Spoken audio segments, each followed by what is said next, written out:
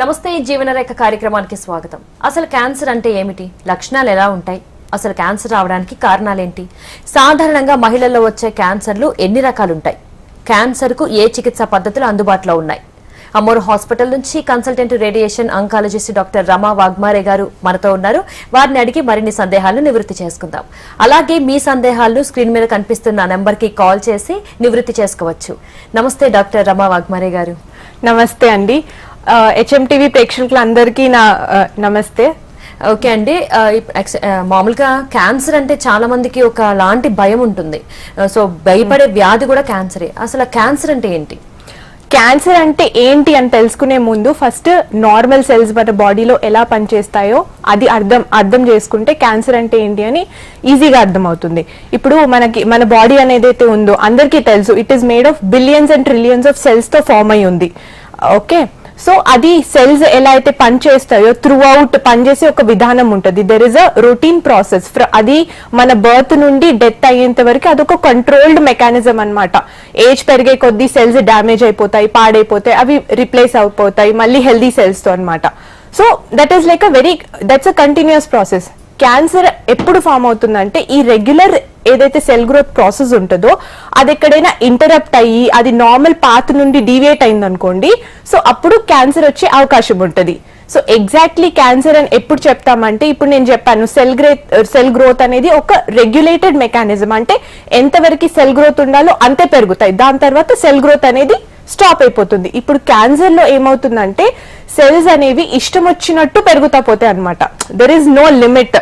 అసలు ఇష్టం వచ్చినట్టు పెరుగుతా పోతే అలా they will form mass of cells, ఒక గుంపు లాగా ఫామ్ అవుతాయి.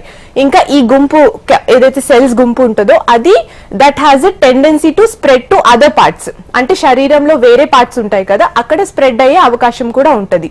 సో దీనిని మనం క్యాన్సర్ అంటాము. సో ఇన్ షార్ట్ చెప్పాలి అని అంటే అన్కంట్రోల్డ్ సెల్ గ్రోత్, దాన్ని క్యాన్సర్ అని అంటాం. సో జనరల్ గా అసలు క్యాన్సర్ రావడానికి కారణాలు ఏంటి? మెయిన్ అంటే క్యాన్సర్ వచ్చేది ఎందుకు అని అంటే cancer happens because of any genetic mutation. Okay, ఇప్పుడు అందరికీ తెలుసు మన బాడీలో సెల్స్ ఉంటాయి, సెల్స్ లో డిఎన్ఏ ఉంటుంది, డిఎన్ఏలో జీన్స్ ఉంటాయి. ఈ జీన్స్ లో ఏమైనా డ్యామేజ్ కానీ మ్యూటేషన్ కానీ ఉందనుకోండి, దాని వల్ల క్యాన్సర్ వచ్చే అవకాశం ఉంటుంది. ఇప్పుడు ఈ జీన్ మ్యూటేషన్ రావడానికి రీజన్స్ ఏంటి, అది తెలుసుకుంటే cancer risk factors or reasons ఏంటి మనకి క్లియర్ అయిపోతుంది. ఈ జీన్ మ్యూటేషన్స్ అంటే కామన్ మ్యాన్ కి అర్థమయ్యేట్టు చెప్పాలంటే జీన్ లో ఏదైనా like for example I'm just ఒక అనాలజీ యూజ్ చేస్తున్నాను, స్పెల్లింగ్ మిస్టేక్ లాంటిది, జీన్ లో కోడ్స్ ఏమైనా తప్పు అయిపోయి ఏమైనా స్పెల్లింగ్ ఎర్రర్ లాగా ఉంటే దెన్ క్యాన్సర్ క్యాన్ హ్యాపెన్. ఈ జెనెటిక్ మ్యూటేషన్ అనేది it can be because of 2 reasons. ఒకటేమో హెరిడిటరీ, అంటే ఆల్రెడీ సపోజ్ పేరెంట్స్ కి ఉందనుకోండి జెనెటిక్ మ్యూటేషన్, అది ఎగ్జిస్టింగ్ ఉంది, సో కిడ్స్ కి కూడా ఆటోమేటికలీ వచ్చేస్తుంది అది. బట్ ఇంపార్టెంట్ విషయం ఏం అంటే audience should be knowing that only 5 to 10% ఇది హెరిడిటరీ ఉంటుంది మనకి జెనెటిక్ మ్యూటేషన్ అనేది. Versus rest of the 90 to 95% cancers ఎట్లా అంటే they happen because of acquired mutation. అంటే డ్యూరింగ్ మన ఏజ్ పెరిగే కొద్ది during the course of time మన లైఫ్ లో దట్ చేంజ్ క్యాన్ హ్యాపెన్. ఈ చేంజ్ ఎందుకు అవ్వచ్చు అని అంటే బికాస్ ఆఫ్ చాలా ఫ్యాక్టర్స్ ఉండొచ్చు. Those we called as risk factors, like whatever the reason because of which cancer రావడానికి అవకాశం ఉంటుందో దాన్ని మనం రిస్క్ ఫ్యాక్టర్ అంటాము. దాంట్లో మెయిన్ రిస్క్ ఫ్యాక్టర్ ముఖ్యమైనది ఏంటి అని అంటే టొబాకో. అది ఈదర్ చూయింగ్ కానివ్వండి, టొబాకో చూయింగ్, తంబాకు, గుట్కా, పాన్ మసాలా, లేకపోతే స్మోకింగ్ ఫామ్ లో అది సిగరెట్ స్మోకింగ్ కానివ్వండి, లేకపోతే బీడీ అయినా, చుట్ట అయినా, anything tobacco in any form. ఇప్పుడు ఈ టొబాకో దాంట్లో చాలా హార్మ్ఫుల్ సబ్స్టెన్సెస్ ఉంటాయి, ఇది అందరికీ తెలిసిందే. అందుకే రాస్తారు కదా tobacco is injurious to health, that is return reason గురించే రాస్తారు. సో టొబాకోలో 70+ కార్సినోజన్స్ ఉంటాయి, అంటే క్యాన్సర్ కాజింగ్ సబ్స్టెన్సెస్ ఉంటాయి. ఇవి యూజ్ చేసే వాళ్ళకి క్యాన్సర్ వచ్చే రిస్క్ అనేది పెరుగుతుంది. Okay, so next common cause అనలేము, రిస్క్ ఫ్యాక్టర్ ఏవైతే మనకి రిస్క్ పెంచుతాయో క్యాన్సర్ రావడానికి. నెక్స్ట్ ఇస్ ఆల్కహాల్ కూడా ఒక రిస్క్ ఫ్యాక్టర్. ఇంకా దాని తర్వాత వచ్చేసి next reason unhealthy life style. అదైతే ఇప్పుడు ఎలా అంటే ఈ మధ్యలో మన లైఫ్ స్టైల్ అంతా చేంజ్ అయిపోతుంది. ఎలా అంటే ఎవ్రీబడి ఇస్ లైక్ వెస్టర్నైజ్ అయిపోతుంది మన లైఫ్ స్టైల్ అనేది. సెడెంటరీ లైఫ్ స్టైల్ ఉంటుంది, because of sedentary lifestyle physical activity అనేది చాలా మందిలో తగ్గిపోయింది. Like people are not physically active, exercise లేకపోవడం.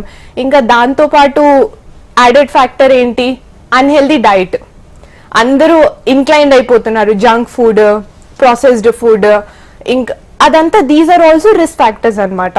ఇంకా డైట్ గురించి చెప్పాలంటే ఒకటి రెడ్ మీట్ కన్సంప్షన్ ఏదైతే ఉందో that is a significant risk factor for పెద్ద పేగు క్యాన్సర్ అంటాం కదా, దానికి రెడ్ మీట్ కన్సంప్షన్ కి డైరెక్ట్ లింక్ ఉంది. స్టడీస్ లో కూడా ఇది ప్రూవ్ అయిందనమాట. సో అన్హెల్దీ లైఫ్ స్టైల్ ఒక రిస్క్ ఫ్యాక్టర్. ఇంకా మనకి న్యూట్రిషియస్ ఈ junk food, process food consumption వల్ల ఏమవుతుంది, న్యూట్రిషియస్ కాంపోనెంట్ అనేది తగ్గిపోతుంది, ఫైబర్ కాంటెంట్ కూడా తగ్గిపోతుంది డైట్ లో. సో ఇది కరెక్ట్ చేసుకోవాల్సిన విషయం. నెక్స్ట్ రిస్క్ ఫ్యాక్టర్స్ వచ్చేసి ఎన్విరాన్మెంటల్ ఫ్యాక్టర్స్. ఇప్పుడు like exposure to UV radiation, ఇంకా ఎన్విరాన్మెంటల్ పొల్యూషన్, ఎయిర్ పొల్యూషన్, ఇది కూడా one of the risk factors. And last వచ్చేసి some type of infections like human papilloma virus infection. ఇప్పుడు ఈ మధ్యలో నాకు తెలిసి చాలా మంది వింటా ఉంటారు హెచ్పివి ఇన్ఫెక్షన్, బికాస్ అవేర్నెస్ అనేది కొంచెం వరకు ఉంది ఈ కాలంలో. ఇంకా హెపటైటిస్ అయితే అందరికీ తెలిసిందే, నాకు తెలిసి ఐ థింక్ చాలా మందికి తెలిసి ఉంటుంది. హెపటైటిస్ ఇన్ఫెక్షన్, హెచ్ఐవి ఇన్ఫెక్షన్, ఇవి కూడా these are risk factors for cancer develop అవ్వడానికి అండర్లైన్ రీజన్ ఉండొచ్చు. సో ఏ కారకాలు ఒక వ్యక్తిలో క్యాన్సర్ ప్రమాదాన్ని కలిగిస్తాయి? ఇప్పుడు డిస్కస్ చేసాం కదా, లైక్ రిస్క్ ఫ్యాక్టర్స్, ఇవన్నీ అండర్లైన్ రిస్క్ ఫ్యాక్టర్స్. ఎక్స్పోజర్ ఏమంటారు, UV radiation exposure, alcohol, tobacco, ఇవన్నీ తీసుకుంటే ఎవరైతే తీసుకుంటారో who are like more having this unhealthy lifestyle, వాళ్ళలో రిస్క్ అనేది ఆటోమేటిక్ గా పెరుగుతుంది. సో పురుషుల్లో సాధారణ క్యాన్సర్ అంటే ఏంటి? మేల్స్ లో కామన్ గా ఓవరాల్ మేల్స్ లో ఇంకా ఫీమేల్స్ లో క్యాన్సర్ అనేది ఎట్లా అంటే cancer can happen in any part of the body. కానీ కామన్ గా మన ఇండియాలో ఏంటి అని అంటే ఓరల్ క్యావిటీ క్యాన్సర్స్. పురుషుల్లో ఓరల్ క్యావిటీ క్యాన్సర్స్ చాలా కామన్, అంటే నోట్లో వచ్చే క్యాన్సర్స్, ఇంకా ఊపిరితిత్తులు క్యాన్సర్, ఇవి రెండు కామన్. అదే ఆడవాళ్ళలో వచ్చేసి ఏంటి అని అంటే రొమ్ము cancer. This is most common అన్నమాట, రొమ్ము క్యాన్సర్. ఇది 26% of all the cancer cases. అంటే ఇప్పుడు 100 క్యాన్సర్ కేసెస్ ఉన్నాయి అనుకోండి, 26 అంటే 26%, 26% వరకు బ్రెస్ట్ క్యాన్సర్ కేసెస్ ఉంటాయి. అది అంత కామన్ అన్నమాట.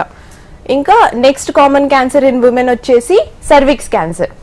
గర్భాశయం ఉంటుంది కదా, యూట్రస్ ది ఓపెనింగ్, గర్భాశయ ముఖద్వారం, దాన్ని సర్విక్స్ అని అంటాం. That part is called cervix. Cervix cancer is second most common cancer. So it almost like 20% of the cancers ఏదైతే ఆడవాళ్ళలో వస్తాయో those are cervix cancer cases అన్నమాట. సో అంటే మగవాళ్ళలో ఓన్లీ నోటి క్యాన్సర్ మాత్రమే వస్తుందా, ఇంకేమైనా క్యాన్సర్స్ వచ్చాయా? అది కామన్ క్యాన్సర్. ఇండియాలో mostly like oral cavity cancer, head and neck cancers, lung cancer కూడా కామన్. దాని తర్వాత ప్రాస్టేట్ క్యాన్సర్, కోలోరెక్టల్ క్యాన్సర్స్ అంటే పెద్ద పేగులో వచ్చే క్యాన్సర్స్. ఇవన్నీ నెక్స్ట్ ఒక క్రోనాలజీ ఉంటుంది, most common to least common అన్నమాట.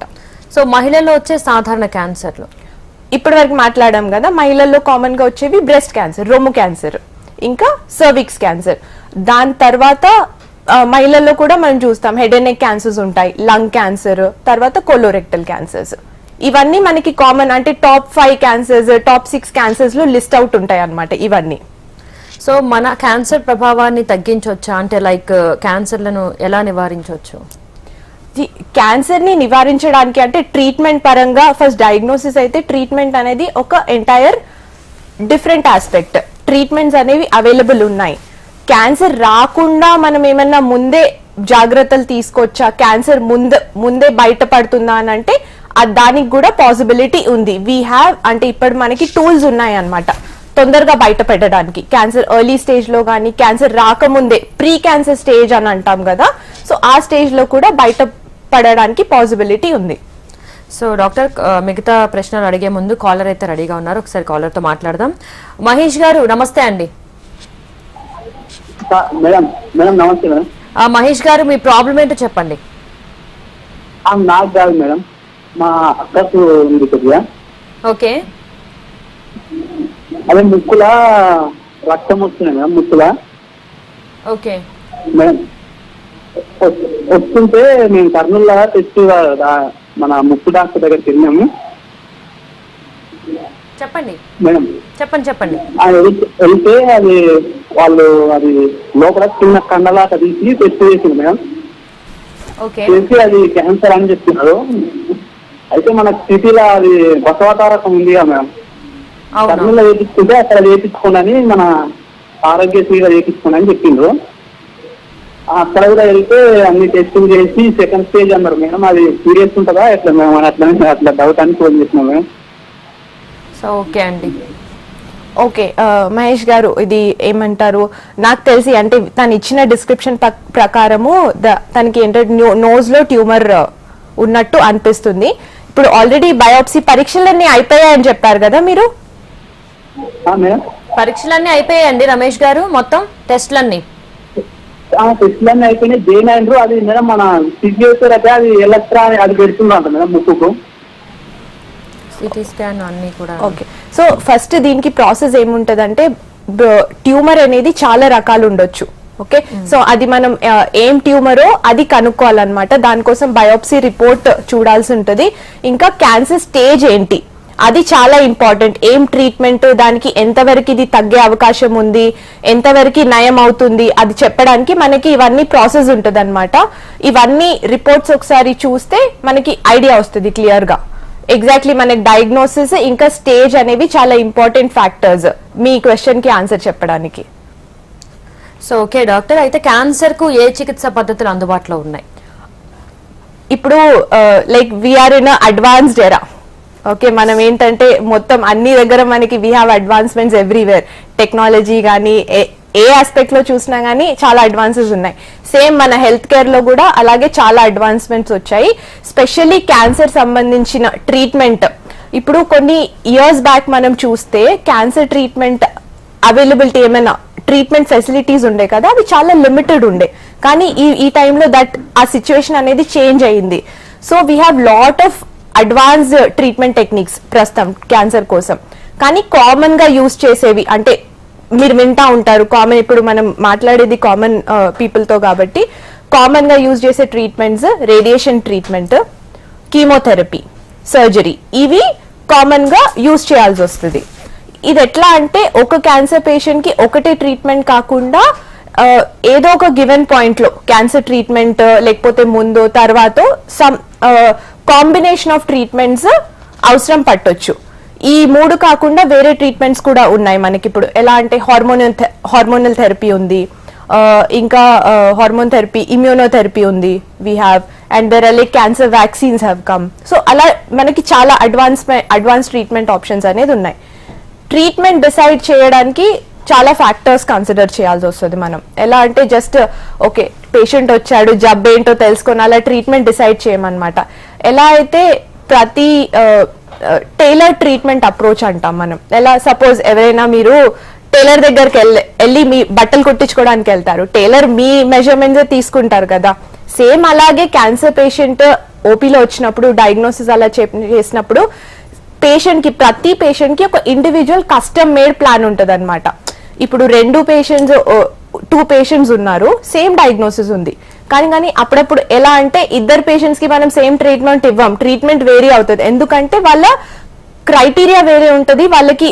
అంటే we have to treat them in a different way because of వాళ్ళ స్టేజ్, ఏమంటారు మల్టిపుల్ ఫ్యాక్టర్స్, ఏజ్, కోమార్బిడిటీస్, అంటే క్యాన్సర్ కాకుండా వేరే జబ్బులు ఏమైనా ఉన్నాయా, లైక్ హైపర్ టెన్షన్, డయాబెటీస్, వాళ్ళ జనరల్ కండిషన్ ఎలా ఉంది, అవన్నీ మనం ఫ్యాక్టర్స్ కన్సిడర్ చేసి డిసిజన్ అనేది తీసుకుంటాం ట్రీట్మెంట్ గురించి. సో అలాగే క్యాన్సర్ ను ముందుగా గుర్తించడానికి ఏదైనా స్క్రీనింగ్ పరీక్షలు ఉన్నాయా? ఇది చాలా ఇంపార్టెంట్ క్వశ్చన్. ఇట్స్ అంటే వెరీ ఇంపార్టెంట్, అండ్ ఈ కాలంలో మన ఆడియన్స్ కి అందరికి దే హ్యావ్ టు నో దీని గురించి. ఎస్, ఇప్పుడు మనం ప్రెసెంట్ ఎరాలో ఏదైతే ఉన్నామో thanks to the advancements in science ఉన్నాయి, మనకి స్క్రీనింగ్ టెస్ట్ అనేవి అవైలబుల్ ఉన్నాయి. అన్ని క్యాన్సర్స్ కి స్క్రీనింగ్ టెస్ట్ అనేవి ఉండవు. సో ఫస్ట్ ఇది నేను స్క్రీనింగ్ టెస్ట్ ఏంటో అని చెప్పే ముందు స్క్రీనింగ్ టెస్ట్ అంటే ఏంటి అది చెప్తాను. ఇప్పుడు మామూలుగా జబ్బు వచ్చింది, పేషెంట్ హాస్పిటల్కి వస్తారు, ట్రీట్మెంట్ చేయడం అది కామన్, టెస్టులు చేయడము ట్రీట్మెంట్ చేయడం అనేది కామన్. కానీ స్క్రీనింగ్ టెస్ట్ ఎవరిలో చేస్తామని అంటే నార్మల్ హెల్దీ ఇండివిజువల్. ఇప్పుడు నాలాంటి వాళ్ళు మీరున్నారు, ఇప్పుడు మనకేం ప్రాబ్లం లేదు health wise, we are healthy. In screening test చేసేది హెల్దీ ఇండివిజువల్లో చేస్తాం.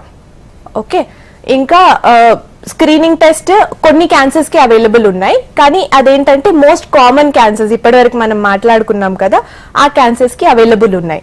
ఫర్ ఎగ్జాంపుల్ బ్రెస్ట్ క్యాన్సర్, దానికి ఉంది screening test available. Cervix cancer కి ఉంది, లంగ్ క్యాన్సర్ కి ఉంది. మోస్ట్ కామన్ గా ఆడవాళ్ళు మాట్లాడుకున్నాం, ఆల్మోస్ట్ ఒక 40% కేసెస్ అయితే బ్రెస్ట్ ఇంకా సర్విక్స్ ఉంటాయి. So it is very significant. Breast cancer లో వచ్చేసి స్క్రీనింగ్ టెస్ట్ మ్యామోగ్రామ్ అందరూ వినుంటారు, నాకు అట్లీస్ట్ తెలిసి. మ్యామోగ్రామ్ ఏంటి అని అంటే it is x-ray of the breast. X-ray అయితే అందరికి తెలిసే ఉంటుంది కదా, బ్రెస్ట్ రొమ్ముది ఎక్స్రే తీయడం, దాన్ని మ్యామోగ్రామ్ అని అంటాం. ఈ మ్యామోగ్రామ్ తో ఏంటి అని అంటే రొమ్ములో వచ్చే క్యాన్సర్ ఫామ్ అయ్యే ముందే మనకి ఛాన్సెస్ ఉంటాయి బయటపడే, అంటే ప్రీ క్యాన్సర్ స్టేజ్ లోనే బయటపడొచ్చు. అలా అని ఇంకా ఎర్లీ స్టేజ్ కూడా ఉంటే కూడా తొందరగా మనం క్యాచ్ చేయొచ్చు అనమాట క్యాన్సర్. అలాగా సర్విక్స్ క్యాన్సర్ స్క్రీనింగ్ టెస్ట్ వచ్చేసి కామన్ గా మన ఇండియాలో ఇప్పుడు అవైలబుల్ ఉన్నది పాప్స్మియర్ టెస్టింగ్ ఉంటుంది.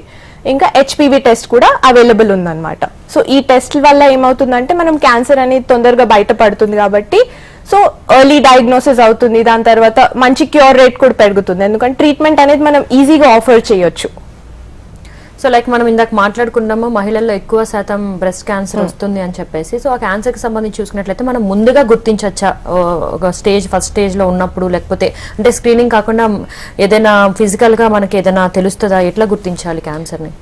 ఇది బ్రెస్ట్ క్యాన్సర్ తొందరగా డయాగ్నోస్ చేయడానికి టూల్స్ ఉన్నాయి. స్క్రీనింగ్ టెస్ట్ అనేది ఒకటి అయిపోయింది, దాని గురించి ఇంకోటి యాడ్ చేయాలి అని అంటే ఎప్పుడు చేసుకోవాలి ఆడవాళ్ళు స్క్రీనింగ్ టెస్ట్? మ్యామోగ్రామ్ అని నేను చెప్పాను కదా, 45 years దాటింది అనుకోండి ఏజ్, దాని తర్వాత once in every 2 years, 2 years ఒకసారి స్క్రీనింగ్ టెస్ట్ మ్యామోగ్రామ్ చేయించుకుంటే ఛాన్సెస్ అంటే ఏమైనా మనకు అబ్నార్మాలిటీ ఉంటే కానీ ఏమైనా చేంజెస్ ఉన్నాయనుకోండి బ్రెస్ట్ సెల్స్ లో, అది బయటపడుతుంది. సో అలా ఇది టెస్ట్ పక్కన పెట్టేసి వేరే ఎగ్జామినేషన్ అంటే బ్రెస్ట్ క్యాన్సర్ ఎట్లా ప్రెజెంట్ అవుతుంది, ఫస్ట్ కామన్ మనకి ఎలా ప్రెజెంట్ అవుతుంది, బాడీలో చేంజెస్ ఎలా ఉంటాయి అంటే ఒక చిన్న గడ్డలాగా రొమ్ములో చిన్న మాస్ లాగా ఏమైనా ఉండొచ్చు, అలా కాకుండా చంకలో గడ్డలాగా. ఇవి కామన్ సిమ్టమ్స్ అనమాట. 90 to 95% బ్రెస్ట్ కేసెస్ లో ఇదే ఉంటది ప్రెజెంటేషన్, ఫస్ట్ సిమ్టమ్స్. సో దీనికి ఇంపార్టెంట్ ఏదైతే కన్సిడర్ చేయాలో ఫ్యాక్టర్ ఆడవాళ్ళు అవేర్ ఉండాలో సెల్ఫ్ బ్రెస్ట్ ఎగ్జామినేషన్. ప్రతి నెల మనము బ్రెస్ట్ ఎగ్జామినేషన్ చేసుకోవాలి. ఇది ఈజీ వే అండి, అంటే హాస్పిటల్కి వెళ్లకుండా మనకి తెలుస్తుంది మన హెల్త్ కి ఏది నార్మల్, మనం అవేర్ ఉండాలి ఫస్ట్. ఏదైనా మనం రెగ్యులర్ గా ఎగ్జామినేషన్ సెల్ఫ్ బ్రెస్ట్ ఎగ్జామినేషన్ ఆడవాళ్ళు చేస్తున్నారు అనుకోండి, ఏదైనా చిన్న తేడా కూడా వచ్చింది అనుకోండి, అప్పుడు ఈజీగా తెలిసిపోతుంది, ఓకే ఇది నా బ్రెస్ట్ కి ఇది నార్మల్ కాదు, ఇలా ఉండేది కాదు. సో అలా అప్పుడు మీకు ఏమైనా కొంచెం కూడా తేడా అనిపిస్తే డాక్టర్ దగ్గరికి వెళ్ళి చెకప్ చేయించుకొని అదేంటో ప్రాబ్లం తెలుసుకోవచ్చు. సో సెల్ఫ్ బ్రెస్ట్ ఎగ్జామినేషన్ అనేది అందరూ ఆడవాళ్ళు చేసుకోవాలి. ఇది ఎవ్రీ మంత్లీ వన్స్ అట్లీస్ట్ చేసుకుంటే మంచిది. అది యూజువల్ గా ఎప్పుడు అని అంటే పీరియడ్స్ ఎండ్ అవుతాయి కదా ఆడవాళ్ళు, ఎండ్ ఆఫ్ ద పీరియడ్స్ అన్నమాట. పీరియడ్స్ అయిపోయినప్పుడు చేసుకుంటే బెటర్. ఎందుకు దీనికి కూడా అంటే ఇప్పుడు డౌట్స్ వస్తాయి. రీజన్ ఏంటి అంటే యూజువలీ పీరియడ్స్ టైంలో కానీ పీరియడ్స్ కి ముందు ఆడవాళ్ళు చాలా దెల్ బి హార్మోనల్ ఫ్లక్చుయేషన్స్ జరుగుతాయి, దానివల్ల బ్రెస్ట్ అనేది పెయిన్ ఉంటుంది, కొంచెం టెండర్నెస్ డిస్కంఫర్ట్ అనేది ఉంటుంది. సో మనకి అబ్నార్మల్ ఏంటి నార్మల్ ఏంటి అనేది డిఫరెన్షియేట్ చేయడం కష్టం అయిపోతుంది. సో అందుకే at the end of periods అయిపోయిన తర్వాత సెల్ఫ్ బ్రెస్ట్ ఎగ్జామినేషన్ చేస్తుంటే కొంచెం అబ్నార్మాలిటీ ఉన్నా కానీ ఈజీగా బయటపడే అవకాశం ఉంటుంది అనమాట. సో అలాగే గర్భాశయ క్యాన్సర్ కి సంబంధించి చూసుకున్నట్లయితే గర్భాశయ క్యాన్సర్ రావడానికి కారణాలు ఏముండొచ్చు, అంటే మోనోపాజ్ దశ కూడా దానికి కారణం అని అనుకోవచ్చా? ఇది సర్వైకల్ క్యాన్సర్ ఒకటి ఇంట్రెస్టింగ్ ఫ్యాక్ట్ ఏంటంటే కొన్ని ఇయర్స్ బ్యాక్ వరకు మన ఇండియాలో సర్విక్స్ క్యాన్సర్ అనేది చాలా కామన్ ఉండేది, కానీ ఇప్పుడు కొన్ని ఇయర్స్ లో ట్రెండ్ చేంజ్ అయిపోయింది. బ్రెస్ట్ క్యాన్సర్ హ్యాస్ సర్పాస్, అంటే బ్రెస్ట్ క్యాన్సర్ ఇప్పుడు first common, cervix cancer second common cause. Cervix cancer రావడానికి మెయిన్ రిస్క్ ఫ్యాక్టర్స్ ఏముంటాయంటే early age at the time of marriage. చిన్న ఏజ్ లో పెళ్ళి అయిపోతే చిన్న ఏజ్ లోనే పిల్లలు ఫస్ట్ చైల్డ్ ఏదైతే అంటే పుట్టడమో చాలా చిన్న ఏజ్ లో, లైక్ డ్యూరింగ్ టీన్స్ 18 years ఇంకా లేకపోతే దానికంటే తక్కువ ఏజ్ లో మ్యారేజ్ అయిపోయి పిల్లలు పుడితే అది ఒక రిస్క్ ఫ్యాక్టర్. ఇంకా దాంతో పాటు మల్టిపుల్ సెక్షువల్ పార్ట్నర్స్, ఇది కూడా సిగ్నిఫికెంట్ రిస్క్ ఫ్యాక్టర్. ఇంకా HPV infection, this is 90% cervix cancer cases ఏదైతే ఉంటాయో ఇవి హెచ్పివి ఇన్ఫెక్షన్ అండర్లైయింగ్ రీజన్ ఉంటుంది. సో ఇంకా సర్విక్ క్యాన్సర్ గురించి మనం మాట్లాడుకుంటున్నాం. అయితే 15 years బిలో చిల్డ్రన్ కి వ్యాక్సిన్ ఏదో ఉంది అంటున్నారు, అది ఎంతవరకు కరెక్ట్? రాకుండా అవును, ఇది this is like a latest news. అంటే ఇప్పుడు everybody should know about this, about cervix cancer vaccine. Yes, మీరు చెప్పింది ఇప్పుడు సర్విక్స్ క్యాన్సర్ ప్రివెంట్ చేయడానికి, ఇప్పుడు క్యాన్సర్ ప్రివెంట్ చేయడానికి అని అన్నారు కదా మీరు, ఏమైనా ఉంటాయా అంటే this is one of the main tool. Especially cervix cancer కి వ్యాక్సిన్ అవైలబుల్ ఉంది. ఇది ఇంకో గుడ్ న్యూస్ ఏంటి అని అంటే, ఇంతకు ముందు సర్విక్స్ క్యాన్సర్ వ్యాక్సిన్ ఏదైతే ఉండేనో దేవర్ మన ఇండియా ప్రొడక్షన్ లేకుండే. సో అది కొంచెం కాస్ట్లీ ఉండడం వల్ల అవేర్నెస్ అనేది తక్కువ, ఇంకా జనాలంతా ఈజీగా యాక్సెసిబిలిటీ కూడా లేకుండే because of the cost factor. ఇప్పుడు మనకి ఇండియన్ ప్రొడక్షన్ వ్యాక్సిన్ వచ్చింది రీసెంట్లీ, ఇట్ ఈస్ ఒక 2-3 weeks అవుతుంది లాంచ్ అయ్యి. సో కాస్ట్ ఫ్యాక్టర్ కూడా తగ్గిపోయింది. సో ఎంత తొందరగా వ్యాక్సిన్ ఇస్తే అంత ఎఫెక్టివ్ ఉంటుంది. ఇది ఎట్లా అంటే 9 to 45 years ఏజ్ లో ఈ టైంలో వ్యాక్సిన్ ఇవ్వచ్చు. కానీ గుర్తు పెట్టుకునేది ఏంటి అంటే, ఎంత తొందరగా లైక్ యంగర్ ఏజ్ లో ఇస్తే ఇంకా ఎఫికసీ పెరుగుతుంది అనమాట. ఆ వ్యాక్సిన్ అనేది బెటర్ పనిచేస్తుంది. అలా తర్వాత ఏజ్ లో ఇస్తే పని చేయదని కాదు, ఎఫికసీ అనేది ఎక్కువ ఉంటుంది. సో చిన్న ఏజ్ లో తీసుకుంటే డోసెస్ డిపెండ్ అవుతాయి. 2 doses తీసుకోవాలా, 3 doses తీసుకోవాలా, అది కొంచెం మనము అంటే పేషెంట్ టు పేషెంట్ అనేది డిఫర్ అవుతుంది అనమాట. ఓకే. అయితే ఇంకా క్వశ్చన్స్ అడిగే ముందు అయితే నంద్యాల నుంచి రామకృష్ణ గారు ఆన్లైన్ లో ఉన్నారు, ఒకసారి ఆయనతో మాట్లాడదాం. రామకృష్ణ గారు నమస్తే అండి. రామకృష్ణ గారు హలో మేడం, మీ ప్రాబ్లం చెప్పండి. అదే మా మిస్సెస్ కు బ్రెస్ట్ క్యాన్సర్ వస్తున్నారు మేడం, ఓకే ఒక 2 years బ్యాక్. హలో చెప్పండి చెప్పండి, వినిపిస్తోంది. ఆ 2 years back breast cancer right side వచ్చినది, ఆపరేషన్ రేడియేషన్ అన్ని అయిపోయినాయి, కిమోథెరపీ అయిపోయినాయి, అన్ని అయిపోయినాయి. మళ్ళా లెఫ్ట్ సైడ్ వచ్చింది మేడం. మళ్ళా లెఫ్ట్ సైడ్ వచ్చింటే మళ్ళా ట్రీట్మెంట్ తీసుకుంటే 5 times కిమోథెరపీ పెట్టారు. ఏం సైజ్ ఏం తగ్గలేదు, ఏం ఎక్కువ అవుతుంది. ఆరోగ్య తొమ్మిదైనా చేయించాం మేడం. చాలా ప్రాబ్లమ్స్ ఉంది, దాని విషయాన్ని కనుక్కుందామని మేడం. Hello madam. అయితే రామకృష్ణ గారు లెఫ్ట్ సైడ్ రైట్ సైడ్ చేయించాక మళ్ళీ లెఫ్ట్ సైడ్ వచ్చింది. ఆ లెఫ్ట్ సైడ్ వచ్చింది కానీ left side ఇంకా తగ్గలేదు. బిలో. ఓకే, కీమోథెరపీ చేయించిన తగ్గలేదండి లెఫ్ట్ సైడ్? మేడం ఇప్పుడు అది క్యూర్ కాలేదు మేడం, పెయిన్స్ ఎక్కువ అవుతుంది, సైజు పెరిగింది. Okay hello madam. ఓకే అండి, ఓకే ఓకే, అంటే తను చెప్పింది ఏంటి అని అంటే, ఆల్రెడీ తనకి ఒక సైడ్ బ్రెస్ట్ క్యాన్సర్ వచ్చింది, ఇప్పుడు వేరే సైడ్ కూడా అది క్యూర్ అయిపోయింది, కానీ మళ్ళీ వేరే సైడ్ కూడా వచ్చింది, దానివల్ల చాలా ప్రాబ్లం వస్తుంది అనేసి. సో ఇది ఉంటదండి. ఎలా అంటే క్యాన్సర్ కి ఒక్కసారి ట్రీట్మెంట్ అయిపోతే క్యూర్ అయిపోయిన తర్వాత కూడా there is always a chance, recurrence అయ్యేది ఛాన్స్ ఉంటది. ఇప్పుడు అది ఎంత పర్సెంటేజ్ ఉంది అనేది దట్ చాలా ఫ్యాక్టర్స్ మీద డిపెండ్ అవుతుంది. మనకి ఇప్పుడు అంత ఇన్ఫర్మేషన్ లేదు ఈ కాలర్ నుండి, లైక్ ఎంత స్టేజ్ ఉంది పేషెంట్ కండిషన్, అది ఇన్ఫర్మేషన్ లేదు. So there is a chance, recurrence అంటే వచ్చే ఛాన్స్ ఉంది. ఇప్పుడు ఏదైతే లెఫ్ట్ సైడ్ ఇప్పుడు వచ్చిందో అది కూడా ఏ స్టేజ్ లో ఉంది, ఎంతవరకు జబ్బు పాకి ఉంది బాడీలో, అది ఒక ఇంపార్టెంట్ ఫ్యాక్టర్ చెప్పడానికి. జబ్బు క్యూర్ అయ్యే స్టేజ్ లో ఉందా, లేకపోతే క్యూర్ అయ్యే స్టేజ్ దాటిపోయిందా. సో మనకి డిజీజ్ ఎంతవరకు బాడీలో స్ప్రెడ్ ఉందో అది కనుక్కోవాలి దీనికి, అంటే ఈ కేసులో.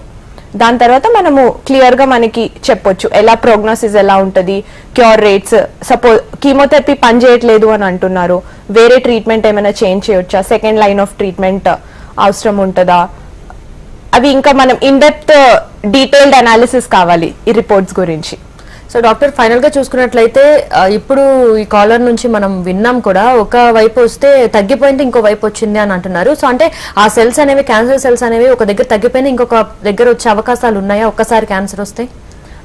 పాసిబిలిటీ ఉంది, అందుకే చెప్తాం కదా, ఒకసారి క్యాన్సర్ ట్రీట్మెంట్ అయిపోయిన తర్వాత డాక్టర్ అంటే మేము ఎవ్రీ ఓపీడీలో ఒక ప్రోటోకాల్ ఇస్తాం పేషెంట్స్ కి, పోస్ట్ ట్రీట్మెంట్ ఫాలోఅప్. ఈ టైంలో అంటే రావాలి, every once in a month లేకపోతే 2 months ఒకసారి, అందుకే అన్నమాట follow up. There is always a chance. మనకి కంటికి కనిపించే సెల్స్ అన్ని ఇప్పుడు మనం చూసే యూజువలీ మనము క్యాన్సర్ తగ్గిపోయిందా అని ఎప్పుడు చెప్తాం, స్కాన్స్ లో చూసి చెప్తాం. విజిబుల్ సెల్స్ అనేవి తగ్గిపోతాయి, కానీ మనకు మైక్రోస్కోపిక్ గా డిజీజ్ ఎంత ఉందో తెలీదు. సో అది ముందే బయట పెట్టడానికి రెగ్యులర్ పోస్ట్ ట్రీట్మెంట్ ఫాలోఅప్స్ అనే రోల్ అక్కడ వస్తుంది అనమాట. Right, thank you doctor Rama Wagmare garu. Thank you very much. మీ సమయాన్ని మా కోసం కేటాయించి చక్కగా మా డౌట్స్ అన్ని క్లియర్ చేశారు. Thank you very much. So ఇది ఇవాళ జీవనరేఖ కార్యక్రమం. మరొక కార్యక్రమం మళ్ళీ కలుద్దాం. అంటే keep watching HM TV. Thank you అండి, థ్యాంక్ యూ సో మచ్.